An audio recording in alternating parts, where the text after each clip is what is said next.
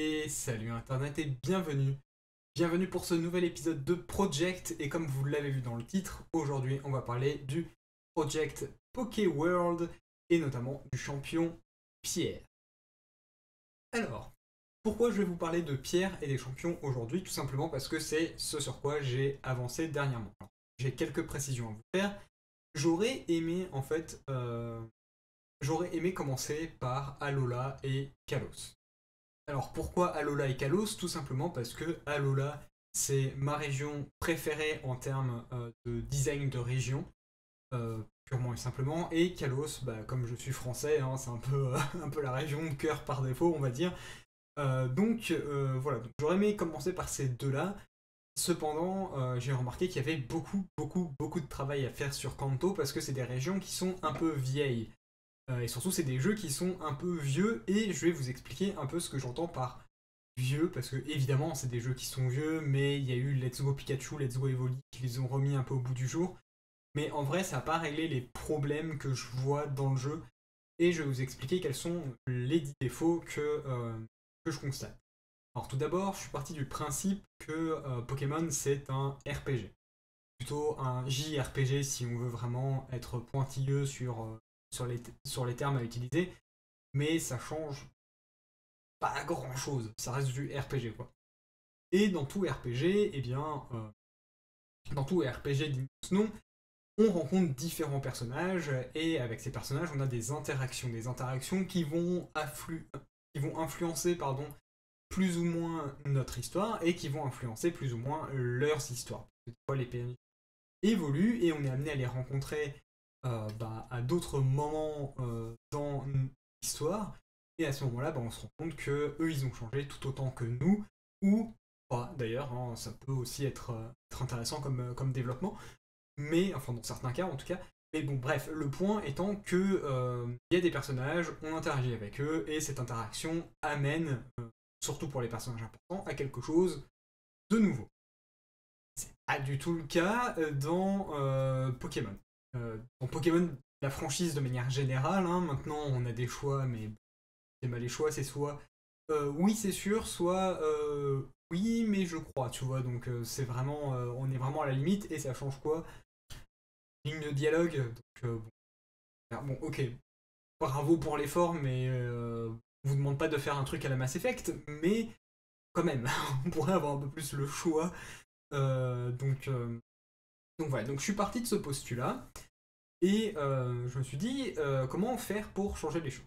Eh bien, on va créer des petites histoires dans l'histoire.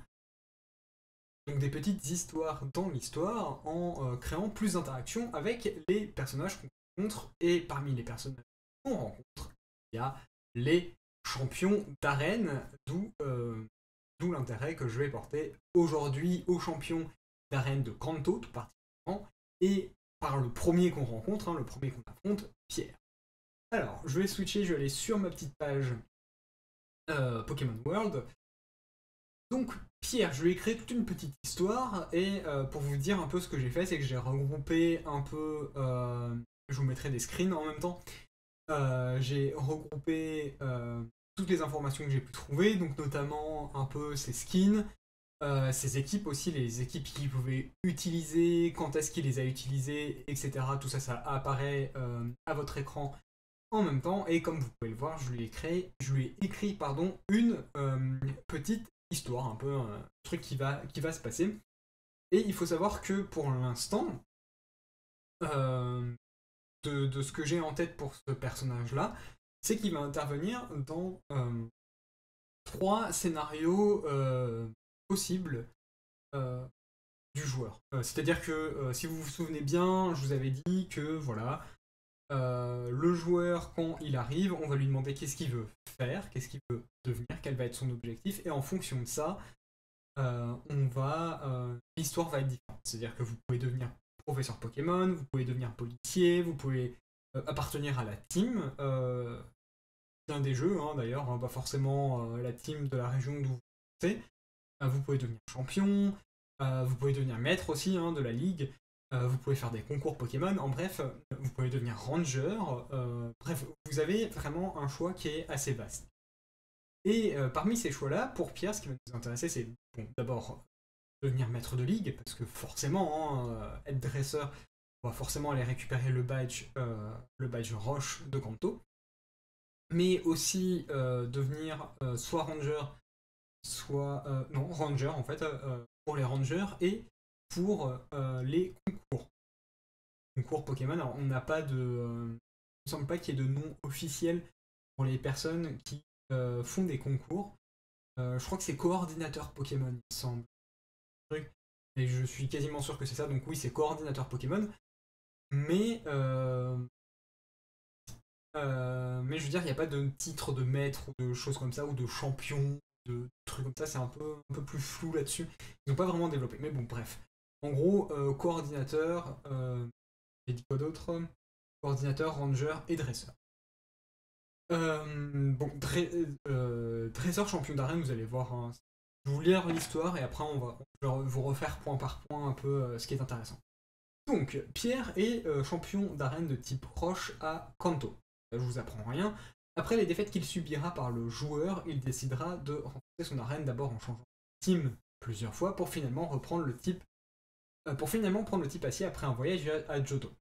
Plus tard, il ira à Unis pour défendre Kanto dans le Pokémon Tournament et les organisateurs lui demanderont d'utiliser son ancienne équipe roche pour représenter sa région, mais aussi de participer en tant qu'expert roche. Le champion se remettra en question et décidera de quitter son arène pour partir en voyage afin de se ressourcer. Il ira à Hoenn puis Kalos pour enfin s'opposer à Alola, qui se réorganise pour créer sa propre ligue Pokémon. La balade de choses vont l'attirer, une redécouverte de certains Pokémon roches dont Rakayu, qui est une forme d'Alola, une retrouvaille avec un de ses Pokémon fétiches Goopix et la potentielle ouverture d'une arène à son nom.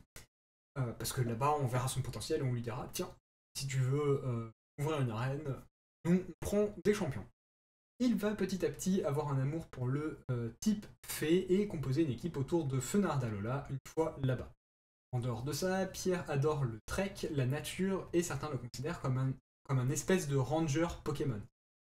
Il part souvent en excursion en montagne et est à l'écoute de la nature. D'ailleurs, dans sa ville, il gère l'arène et les rangers pour s'occuper des montagnes environnantes. Lui, un peu l'expert roche. Enfin, c'est pas lui un peu, c'est lui l'expert roche, point. Donc ça. Il part souvent en excursion en montagne et est à l'écoute de la nature, ça c'est ce que je vous avais dit. Ce n'est pas le seul talent de l'homme, il s'occupe seul de ses nombreux frères et sœurs, il sait coudre, faire à manger, tenir une maison propre, s'organiser et trouve le temps de prendre soin de lui et de son corps de manière naturelle. Il représente un peu un esprit zen dont Aldo s'érige en maître. Le grand défaut du personnage est son attirance incontrôlée et douteuse envers les femmes, et il n'a jamais eu de copine pour l'instant parce qu'il n'a pas le temps, enfin c'est pas qu'il n'a pas le temps, mais c'est que quand il va vers des femmes qui lui plaisent, déjà il s'y prend très très mal, enfin voilà quoi, et en plus de ça oui, le reste du temps bah, il est très occupé. Et donc pendant son absence, quand il part en voyage, c'est une de ses sœurs, Solange, que je vais baptiser Solange, hein, maîtresse du type insecte. Voilà, donc l'arène de Pierre passe de roche à acier à insecte, et voilà. Donc ça c'est pour la phase un peu... c'est pour la phase joueur... joueur dresseur, on va dire. Quand vous serez maître de la région de Kanto, vous aurez vent des... vous devrez gérer les arènes dans l'ensemble de la région, et vous aurez vent des doutes de Pierre sur sa capacité à être champion d'arène. Et donc vous verrez un peu ces changements, et vous irez avec lui à Unis alors qu'il est un peu perdu, et comme je disais, ça va lui faire un coup qu'on dise bah non, pas expert de type acier, mais toi tu seras expert de type roche et tu devras représenter la région de Kanto avec ton équipe de type roche. Donc il est un peu en mode bah les gars, non, en fait, moi maintenant je suis type acier, donc voilà. Donc il le prend mal, et à juste titre. Et donc c'est là où il va décider de partir en voyage. Alors je ne savais plus que j'avais mis un ordre. Donc il va d'abord aller à ON. Donc le premier ça sera Johto, puis Nice, puis ON, puis Kalos. Alors Kalos, je me demande pourquoi. Euh, mais ON c'était prévu, j'y avais repensé un peu plus tard et j'étais en mode ouais, ON c'est bien. Parce que ça fait un peu heal et il y a un peu un lien avec Alola. Et aussi parce que Fenard d'Alola, euh, tout ce qui va être climatique, bah, ça va être plus des trucs qu'on va rencontrer à ON. Donc voilà pour ça. Donc ça c'est le côté un peu dresseur de personnage. À côté de ça, il y aura aussi autre chose. Si vous êtes ranger, bah, comme vous l'avez vu, euh, Pierre a un lien assez fort avec les rangers, c'est-à-dire que c'est lui qui s'occupe des montagnes, etc. Je crois qu'il y a le mont Zénith, qui est pas très loin. Le mont Zénith, je regarde ça, le mont Sélénite. Oui, voilà. Il y a le mont Sélénite qui est. Il y a la caverne Topiqueur et le mont Sélénite. Donc bon, à peu près. À peu près. Mais voilà, bon, en gros, il va être en charge de ce qui va être montagne, etc. Il va faire du trek, parce que comme je vous l'avais dit, un esprit sain, un corps fort et un esprit sain et zen, avec Aldo, etc. D'ailleurs, petite parenthèse, mais je vais essayer de m'éloigner de l'anime et de me rapprocher des jeux, parce que pour la simple et unique raison que l'anime, je n'ai vu que la saison, enfin, les premières saisons, c'est-à-dire bah, la saison 1, 2 et 3 vite fait, mais donc la saison avec bah, Kanto et la saison avec les îles Oranges, l'archipel des îles Oranges, et c'est tout. Et je me suis quasiment arrêté à là avec Sacha et tout. Donc je veux m'éloigner un maximum de comment ça s'appelle, de tout ça. Donc voilà, c'est une des solutions que je me suis dit pour être le plus juste, parce que pour pas dire oh bah voilà, mais pourquoi là t'as mis des références à l'anime alors que plus loin, non, il y en a plus du tout, etc. Et ça se perd. Donc voilà, on peut vraiment limiter à ce niveau-là. Donc pour le côté ranger, forcément vous allez dans vos débuts ou n'importe quand vous allez attaquer en tout cas la partie montagne, Pierre sera souvent là et il sera souvent là bah, avec ses Pokémon de type roche, etc. Il y aura un peu l'écoute de la nature, etc. Ensuite pour le concours Pokémon, alors là ça vous a pas forcément frappé parce que j'en ai pas parlé, je l'ai évoqué que très rapidement, et je n'ai évoqué que très rapidement, c'est quoi? C'est le Fenard. Fenard d'Alola.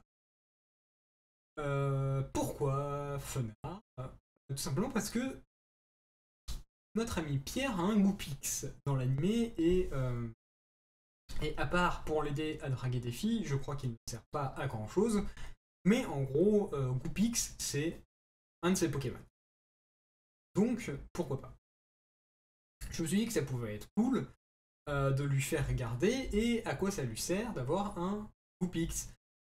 Eh bien, comme Pierre doit sauter d'une casquette à l'autre, hein, tantôt champion d'arène, tantôt ranger, tantôt père au foyer, on va dire, hein, parce que c'est lui qui s'occupe de ses frères et sœurs tout seul, donc quelque part, on peut dire que c'est un père au foyer. Hein.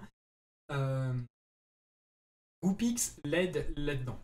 C'est-à-dire qu'il l'aide à canaliser les plus petits en s'amusant avec eux, etc. Et en lui permettant de lui laisser le temps bah, de préparer par exemple le repas, etc. etc. Sachant qu'il n'est pas tout seul, hein, j'imagine que c'est pas lui qui fait tout, mais j'imagine que c'est lui plus les ados qui aident à préparer, et même les jeunes, et un truc un peu strict, j'imagine, c'est bien planifié, etc., etc. Donc, c'est pour ça. Ça, c'est pour ça, c'est le Goupix. Mais que je me suis dit, c'est marrant parce que dans l'animé, il en prend soin. Alors, je vous ai dit que je vais m'écarter de l'animé, mais pour l'instant, je vous rabâche un peu l'animé. En vrai, l'animé, tout ce qu'il raccorde avec sa version dans l'animé, c'est le fait que, avec les femmes, ce soit un gros lourd et son Goupix. Donc on est pas mal.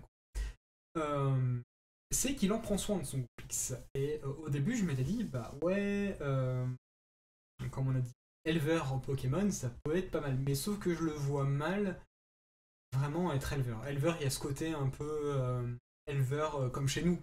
En fait, hein, éleveur pour les races, par exemple, de chiens ou de chats, où ils vont sélectionner deux spécimens, ils vont les faire s'accoupler pour avoir des portées. Là, j'imagine que c'est pareil, hein, c'est avoir des œufs pour avoir des spécimens qui sont beaucoup plus beaux, beaucoup plus rares ou beaucoup plus talentueux dans certains aspects de l'espèce, pour notamment les concours ou pour après le dressage pour les combats. Donc je voyais mal Pierre faire ça. Par contre, ce que je voyais plus Pierre faire avec, c'est si tu prends soin du poil de ton Pix, si tu prends soin de bien le nourrir, etc. Et qu'en même temps, il te sert un peu pour des combats vite fait, genre en mode voilà, j'ai un Pix avec moi, donc c'est pas que je crains rien, mais au moins, genre, je suis pas tout seul et il peut m'aider. Et notamment, il l'aide dans les grottes, etc. pour notamment tout ce qui va être éclairer les zones, etc. Eh bien, l'un des trucs qui vient assez rapidement, c'est d'être coordinateur Pokémon, de faire des concours Pokémon. Et ce qui colle bien, c'est que je voulais après faire prendre à Pierre la voie du type fée. Parce qu'on n'a aucun champion de première génération de type fée, ce qui est normal vu que c'est apparu en 6ème génération, donc avant ça, on n'a aucune trace.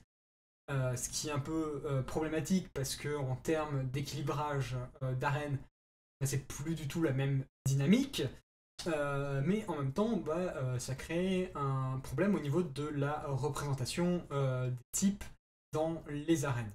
Et donc il faut que, selon moi, certains champions, voire certains membres du conseil, voire peut-être des maîtres passent au type fée avant la 6ème génération. Alors pas tous, ni mettre un par jeu non plus, ça serait juste énorme, mais si je peux en mettre en plus de Pierre un autre, ce serait pas mal déjà. On serait déjà bien.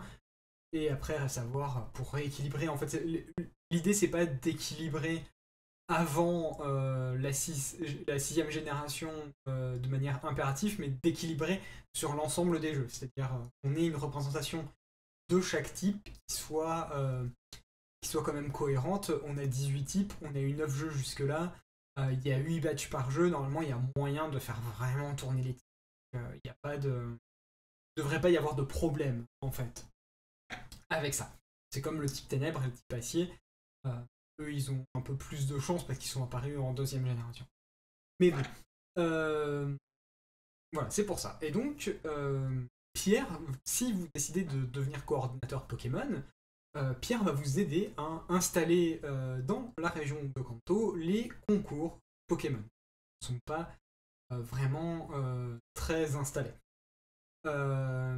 Et donc, il y aura l'histoire de la création des concours Pokémon à Kanto grâce à Pierre. Et donc ça, je trouve ça très intéressant parce que déjà, les concours Pokémon, c'est un peu une part obscure des jeux, on n'obtient pas vraiment des badges. J'ai l'impression que Game Freak a mis ça, mais était en mode un peu, pas forcément frileux, parce qu'il y a eu quand même des trucs. Mais je pense que il y a une opportunité qu'il faut saisir là-dedans. C'est revenu quand même cette mécanique, hein. Il me semble que c'est en 3 et 4G. Après, ça a été abandonné à partir de la 5G. Ouais, c'est ça, 3 et 4G. ON et Sinnoh.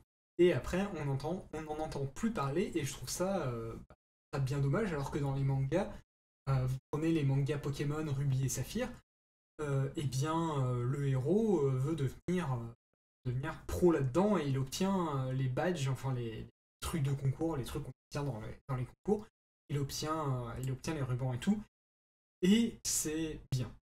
Et donc voilà, et donc là Pierre va pouvoir installer ça, un peu comme à Alola. Si vous commencez avec Alola, vous allez créer un peu les arènes, etc., mettre en place tout ça et aider vraiment à mettre en place ça. Voilà, je veux vraiment que le joueur ait le sentiment d'appartenir à quelque chose d'assez d'assez grand. Voilà, voilà. Donc là, c'est pour un peu la partie histoire. Maintenant, partie un peu plus technique, c'est-à-dire un peu les équipes. Alors, je n'ai pas encore eu le temps de vraiment réfléchir à une équipe, mais déjà, il y a des trucs qui se dessinent avec des Pokémon Roche qui sont quand même pas mal récurrents. Je note aussi que dans Pokémon Stadium et dans Pokémon Stadium 2, c'est un peu n'importe quoi parce que on a X qui, bon, pour un match amical, pourquoi pas, mais bon, voilà. Et on a aussi Osley, rien à faire là. On a Trio Picker aussi, qui est un peu étrange. On a Nosferalto aussi, qui est très bizarre là-dedans. Et on a Fenard, bon, encore Fenard, ça passe.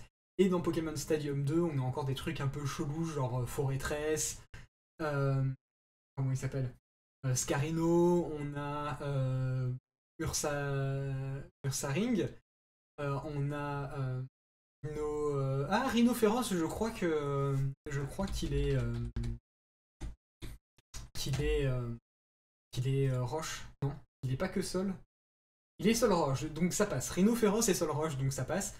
Mais on a Stylix par exemple qui est sol acier, donc ça colle pas. On a Scarabrut, donc là ça colle pas, et on a la tortue bizarre là dont j'ai oublié le nom, mais ça s'affiche en bas de l'écran parce que j'ai été la chercher. Par contre, on a des trucs qui sont beaucoup plus intéressants. On a notamment Cranidos, on a et le poisson roche là de troisième génération. On a aussi Tyrannosif, très intéressant. Et on a aussi Ptera et Rhinastock.